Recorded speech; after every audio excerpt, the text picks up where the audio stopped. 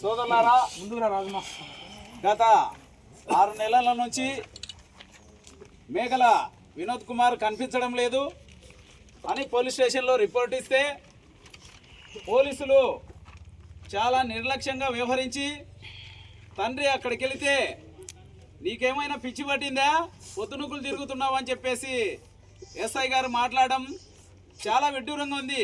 ఎందుకంటే కడుపు కోత, మా పిల్లోడు కనిపించడం లేదని చెప్పేసి నిత్యం అడగడానికి వెళ్ళినప్పుడు అవమానకరంగా మాట్లాడినటువంటి ఆ ఎస్ఐ గారు మరి మానవత్వం ఉందో లేదో ఆయనకు తెలియడం లేదు.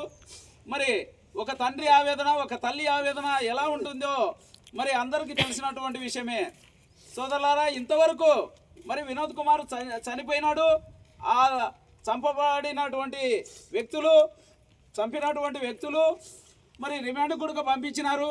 ఇంతవరకు మరి ఆ శవాన్ని ఆసుకు తీసుకొని మరి తల్లిదండ్రులకు ఇప్పించాల్సిన బాధ్యత మరి అధికారుల పైన ఉంది, ముఖ్యంగా పోలీసు వారి పైన ఉంది. అయితే ఈ రోజు వరకు కూడా వాళ్ళు చనిపోయినాడు, చివరి చూపుకు కూడా నోసుకోకుండా పర్వాలేదు, అయినా సాంప్రదాయం ప్రకారం వాళ్ళ వినోద్ కుమార్ శవాన్ని మరి కర్మకాండాలు నిర్వహించుకొని బరువులు దించుకోవడానికి మరి వాళ్లకు శవం దొరికితేనే మరి అది వీలవుతుంది కనుక మరి ఈ పద్ధతులు అనేది చేయకపోతే వీళ్ళను ఎవరి బంధువుల ఇంటికాడికి రానియరు, వాళ్ళ బంధువులు కూడా వీళ్ళ ఇంటికాడికి రానికి అవకాశం లేదు.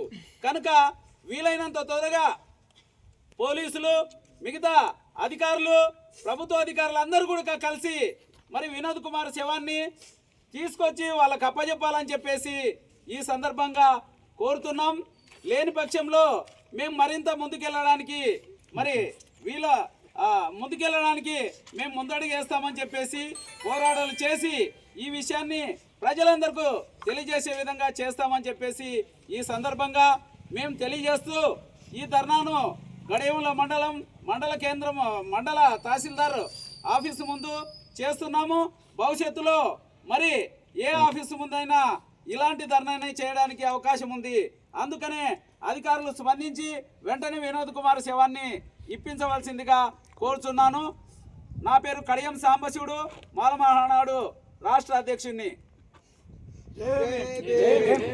ఇప్పించండి వినోద్ కుమార్ శవాన్ని, ఇప్పించండి వినోద్ కుమార్ శవాన్ని, ఇప్పించండి వినోద్ కుమార్ శవాన్ని, ఇప్పించండి వినోద్ కుమార్ శవాన్ని, ఇప్పించండి వినోద్ కుమార్ శవాన్ని.